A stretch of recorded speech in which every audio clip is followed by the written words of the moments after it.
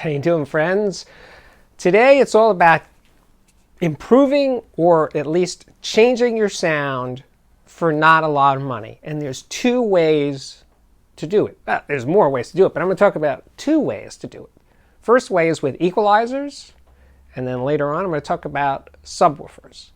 But right now it's equalizers. And this one here, the Schiit Loki, $149. It's a 4-band equalizer, as you may have noticed. It has a bypass switch, and you pop it in your system. You got a nasty recording, really irritating highs, super compressed. Just nudge down that 4K, you'll feel better. Or 2K, you'll feel better. A little bass light, nudge up that bottom end, you'll be a happy camper. Just turn those dials, and wonderful things happen. Seriously, it's just an incredible thing that you can do. One of my neighbors bought it, and he keeps telling me, Steve, it's the best $149 I've ever spent for anything in audio. It's that big. That is not an exaggeration. The other thing that's helpful is that if you're new to audio and you're just feeling your way, right?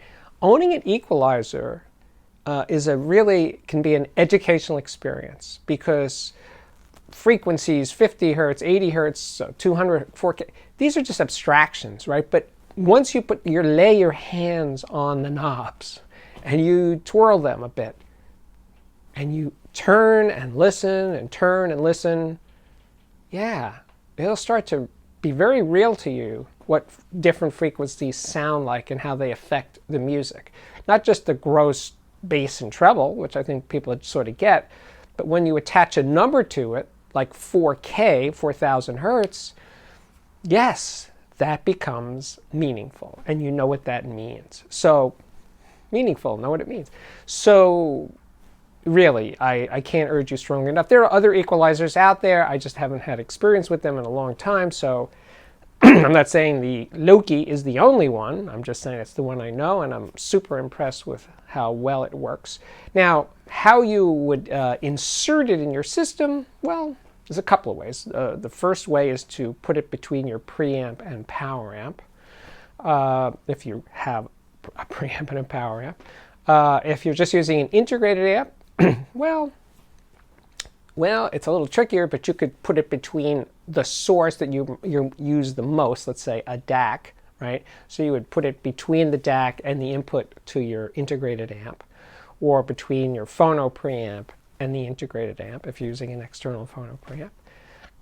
If you have a tape loop, which a lot of products don't have anymore, but if you had one, you could put it in a tape loop. So those are the basic ways that you would put this in your system. It has a bypass control, which is very transparent, so you could always have it in there. If you're neurotic, you could take it out. But anyway, equalization, it's good on so many ways, and I'm so sad that audiophiles have basically banished equalizers and even tone controls from so many audiophile-oriented components. I'm hoping actually that at some point Schiit will make a preamplifier that has the Loki built in. That would be cool. Anyway, to subwoofers. Now, God, there's a zillion subwoofers out there. Subwoofers are really popular. People apparently like bass. So, the one that I'm recommending today is the SU Research. That's HSU. I will link to their website directly below, and I will link to my review of the Loki directly below this video in the description box. But the SU Research, their VTF-1 Mark III sub. It's a 10-inch sub, 1,000-watt built-in amplifier. It's $399. Now, Dr. Sue, the designer of these incredible subs, that's what he does. He does subs. He does a couple of speakers, but he's really a subwoofer designer. And his series that are called VTF, which stands for Variable Tuning Frequency subs, are variable. In other words, you can adjust the character of the sub in a few different ways that he has designed in. And the first is with equalization switches, and also with, they usually have 2 bass ports, and they can be used with the bass ports open, or with 1 bass port plugged, or 2 bass port plugs. So there's the variable part of the sound comes from the equalization and whether or not you're plugging the ports. And so you can have fast, tight bass, or you can have big, thick, booming bass, whatever you want. It's all doable there.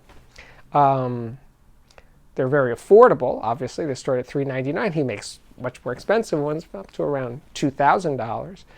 But I'm trying to, in this video, talk about affordable ways of improving or changing your sound. Now, that's always a slippery slope to describe differences versus improvements. One man's person's difference is another man's whatever. So subs, equalization, those are your tools. That's how you could change the sound of your system without investing big bucks. Now, if you had the big bucks, sure, get better speakers, get better electronics, get better sources. That will definitely improve the sound of your system. But if you're on a tight budget, equalizer is strongly recommended. This one or anybody else's. I think we've done it. My name is Steve Guttenberg, and this is the Audiophiliac Daily Show. Comes up daily. Please check out the playlist. There's playlists for speaker reviews and headphone reviews and music reviews. Lots of stuff here for your perusal. Subscribe to this YouTube channel. Share, like, blah, blah, blah, all that stuff. And if you really like it, you've watched this far into this video, check out my Patreon, which can be found at patreon.com/audiophiliac.